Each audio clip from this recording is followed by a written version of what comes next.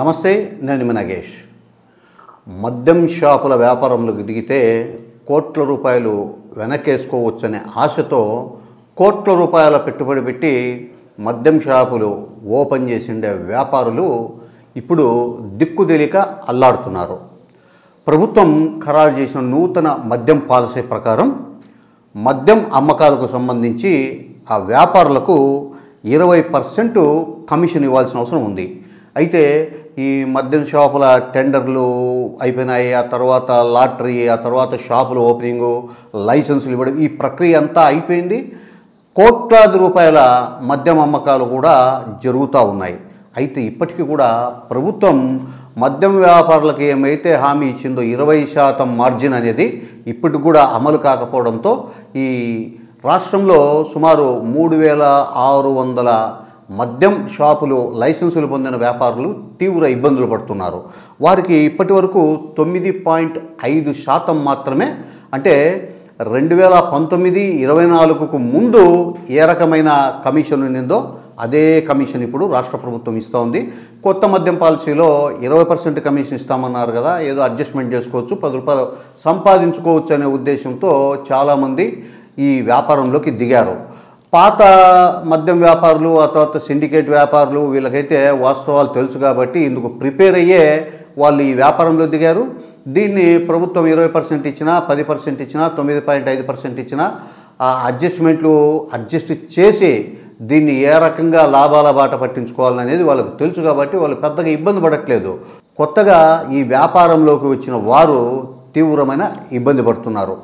దీంతో ప్రభుత్వం తమకు 20% కమిషన్ ఇవ్వకపోతే మేము మద్యం అమ్మకాలు ఆపేస్తామంటూ ఒక హెచ్చరిక జారీ చేస్తూ మొన్న కడపలో, అంతకుముందు విజయవాడలో కూడా మద్యం వ్యాపారులందరూ కూడా సమావేశం పెట్టుకొని ప్రభుత్వానికి అల్టిమేటం ఇచ్చారు.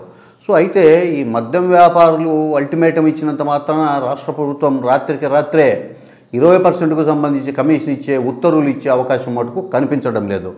దీంతో అమ్మకాలు, కొనుగోళ్లు ఆపేస్తామని మద్యం వ్యాపారులు బెదిరిస్తున్నప్పటికీ కూడా రాష్ట్ర ప్రభుత్వం పెద్దగా పట్టించుకోవడం లేదు. కోట్లు ఖర్చు పెట్టి కోట్లాది రూపాయలు డిపాజిట్లు కట్టి ఆ తర్వాత లోకల్గా ఎమ్మెల్యేలకు వాళ్ళ బెదిరింపులు, వాళ్ళ దబాయింపులు, వాళ్ళ కమిషన్లు, వాళ్ళ పర్సంటేజీలు ఇవన్నీ ఇచ్చుకొని అట్లే ఎక్సైజ్ అధికారులు, పోలీస్ అధికారులకు కూడా ఏదో తృణమోపనమో సమర్పించుకొని ఏదో ఒక రకంగా వ్యాపారం స్టార్ట్ చేద్దాము, 20% కమిషన్ వస్తుందని ఆశపడిన వాళ్లకు ఇప్పుడు పెద్ద గుదిబండ వాళ్ళ నెత్తి మీద పడినట్లు అయ్యింది.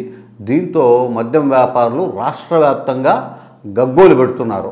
స్వామి, మేము కోట్లాది రూపాయల పెట్టుబడులు పెట్టాము, మాకు అసలు కనీసం 10 పైసల ఇంట్రెస్ట్ కూడా రావట్లేదు.